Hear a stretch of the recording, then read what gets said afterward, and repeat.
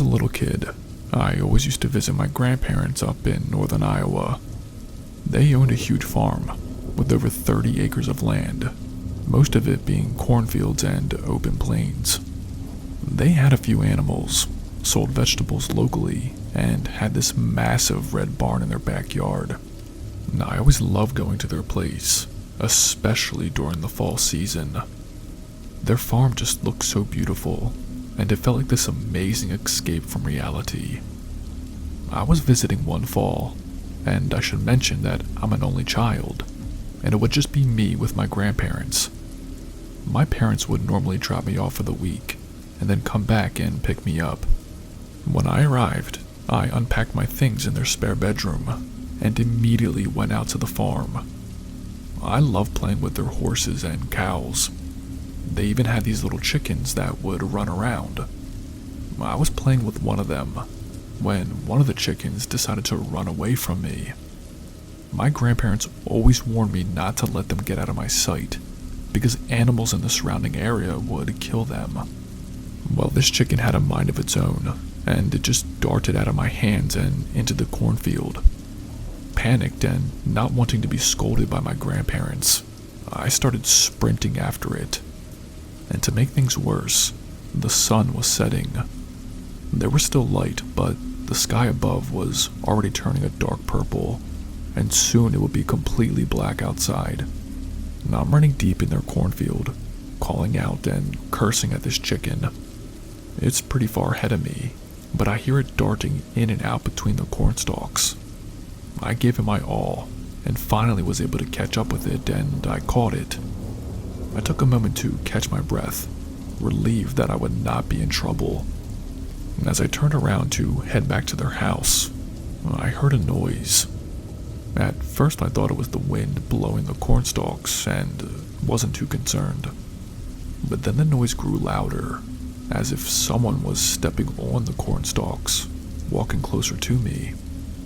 I called out, thinking it was my grandpa who saw me running like a madman. There was no answer. A little freaked out, I started moving faster back to the house. I pushed back some corn stalks and came into an open clearing. I was moving quickly when I stopped dead in my tracks. Standing between a few of the corn stalks was a girl. She had on this white, dirty gown. Her hair was long, and it was draped over her face like a curtain. At this point, it was nearly dark. The chicken in my arms was squirming, and I was about to shit my pants.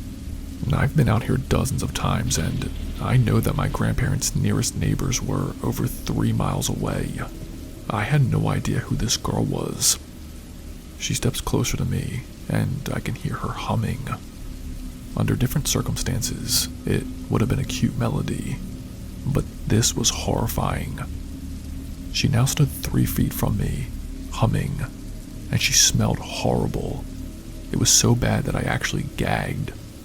I've seen too many horror movies, even at my young age at the time, to know nothing about this situation was good.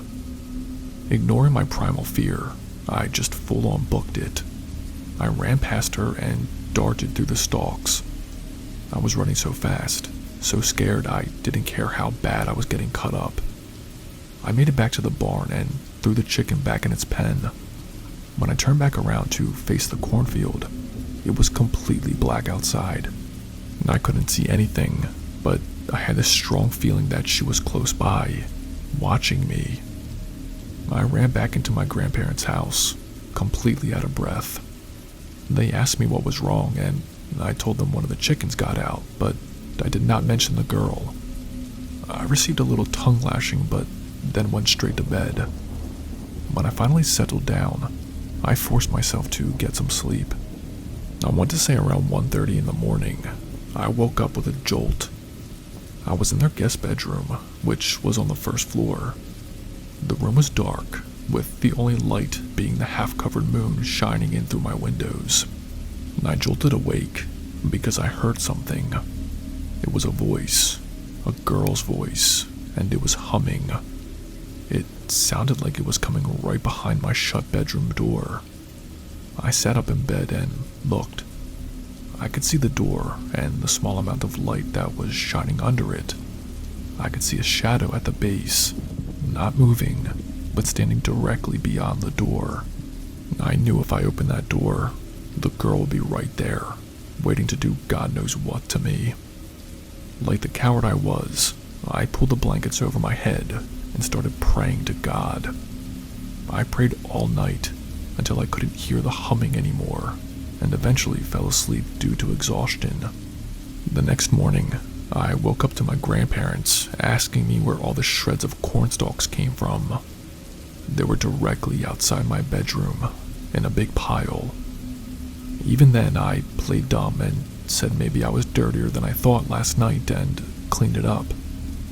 After that experience, I did not return back to that farm until I was almost 20. I simply refused to go back, scared that the girl would come and find me. No one knows about this. I've kept it with me all this time, and I decided it was time to share my story with the world. Since I've been back to that farm, I've experienced nothing. No girl, no humming, nothing.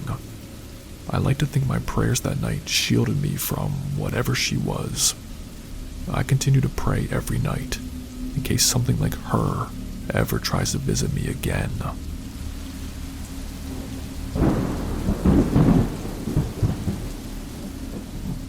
It's funny how most people think evil are these monsters that lurk in the dark shadows somewhere.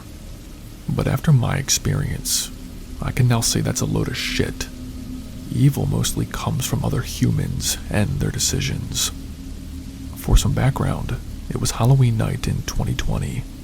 It was my senior year of high school, and I had invited 2 of my friends to come over and hand out candy to trick-or-treaters. My friends and I have always loved Halloween, and it was my favorite holiday, bar none. I'm decorating my room with spooky stuff by mid-August. That's how much I love it. Well, anyway, we were all at my parents' house handing out candy. I should note that directly across from my house was a giant cornfield. A farmer and his family had owned the land for over 50 years. They had a contract with the state that the land could not be renovated and had to remain a cornfield. While it was pretty to look at, especially during the spooky season, me and my friends saw it as a place to secretly smoke our vapes. Our plan was to walk over to the cornfield and smoke once the trick-or-treating traffic died down and my parents had gone to bed. It was around 9:30, and we decided to leave a bucket of candy on the porch for any last-minute trick-or-treaters and headed over to the cornfield. We only went in a few yards deep, enough where we visibly could still see my parents' house, but enough cover to not be seen. As me and my friends stood there in the cool night, just talking about our college plans and the next steps in our life, my one friend, Allie, cut me off. "Why did you hit me?" She turned and asked the question to my other friend, Steph, who was standing right next to her. She looked confused, took a hit of her vape, and said, "Allie, I did not hit you. I'm standing right next to you. You would have seen me." Allie started looking around the corn stalks and pushing them back. "One of you hit me. I felt it. That was hard." And I must add that Allie had always been the prankster of the group too. She'd be the one to try and scare you, or to pop out from behind a door. Steph and I both told her to shut up and just enjoy the rest of the Halloween night.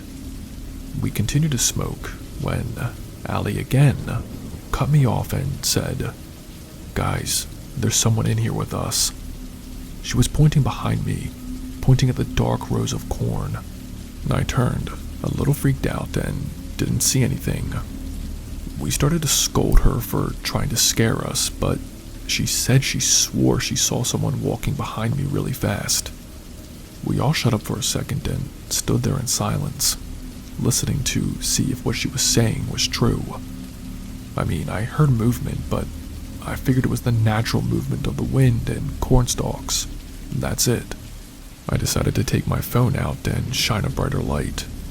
I pushed back some stalks and scanned. At first I saw nothing but empty rows and rows of corn. I was about to say, "Good try, Allie," but then I did see something. I couldn't tell what it was at first because it was a good distance away. But as I held my light on it and focused, I saw what looked like a pile of raggedy clothes. But then, the raggedy clothes moved and stood up, and I soon realized it wasn't just clothes. It was someone lying down on their stomach, now standing up. I now realized that they had on this yellow, beat-up mask. Like it looked like they had taken a paper plate, colored it with a yellow crown, and poked out 2 holes for eyes. Allie started hitting me, saying I told you I saw someone. We all stood there frozen as this man stood up and started gazing at us. What was disturbing was that he was clearly trying to hide from us moments ago. But what made it worse was when he bent over and picked up a sledgehammer off the ground. "Holy shit," I said, and grabbed my friends. I started pulling them, and we ran out of the cornfield and back to my house. We could hear his running footsteps behind us, and I could hear him slashing at the cornstalks with his sledgehammer. We made it out of the field and ran back up my front steps and into the house. I locked the door and looked out the windows. The man was standing at the very edge of the cornfield, looking at my house from across the street. This did not seem like a Halloween prank or something harmless. Having no survival instincts, I decided it was best to go and wake up my dad.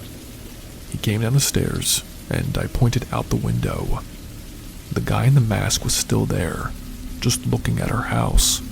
He went and grabbed his gun and went outside. He yelled at the guy to get out of here. The guy in the mask just turned around and walked back into the cornfield. My dad still wasn't thrilled about him being in the area, and he ended up calling the police to come over. Now get this. They sent 2 officers over, and they began to search the cornfield. Apparently, they found him hiding in there, and he tried to attack them. He was eventually subdued and taken into cuffs. Turns out, it was this older kid, Parker. He had sold weed to Allie a few weeks prior, and she had never paid him for it. He had come out on Halloween night to threaten to get his money back. He was pretty drunk, and his intentions were to confront Allie, and if she did not pay, he was going to bash her brains in with a sledgehammer. He admitted all this to the police. He was arrested for assaulting a police officer and stalking. When everything calmed down, I scolded Allie for being such an idiot and not paying the guy. She said she simply forgot and that she was sorry. My dad took both Steph and Allie home that night to make sure there were no more issues. I'm pretty sure Parker was let out of jail within a year, but by then I was already off to college. So let this be a lesson. Please make smart decisions out there, guys. Don't do drugs, and if you owe someone money, pay them. But the fact that he was willing to actually kill her over a few bucks deeply disturbs me. Allie has also learned her lesson, and she has been on the clean and narrow path ever since. Make smart decisions, guys, and don't be a dumbass.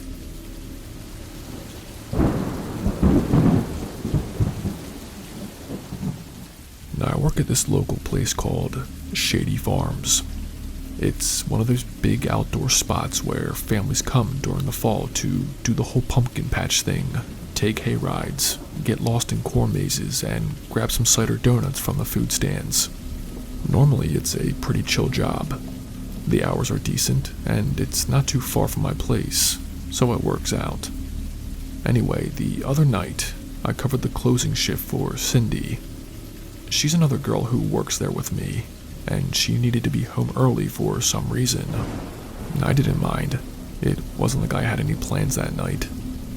The night was going smoothly, just the usual last-minute stragglers trying to buy pumpkins before we shut down. I spent the last half hour tidying up and getting ready to lock the gates. It was around 9:30 p.m., and everything was just about wrapped up. I was getting ready to head out when I noticed someone walking toward the cornfields. Now, by this time, the farm is definitely closed. No one is supposed to be there. At first, I thought maybe it was one of the staff who had not left yet. but something about it seemed off. The person was walking pretty fast, and they did not look like they were in a hurry to leave. I called out, "Hey, we're closed," but they just kept walking deeper into the cornfield. I know it's probably not the smartest thing to do, but I grabbed my flashlight and followed them. I wasn't exactly scared, more annoyed that I might have to chase someone down and tell them to leave. The whole place was dark except for a few lights near the entrance, and the cornfield itself was pitch black. I walked a little way and started shouting again, "We're closed, you can't be here." I was about halfway through the rows when the guy jumped out at me. I did not even see him until it was too late.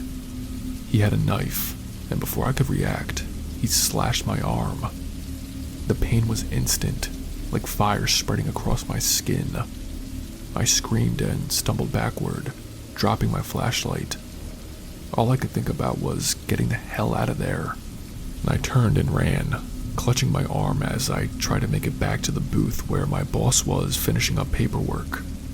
My heart was pounding so loud in my ears that I couldn't hear anything else.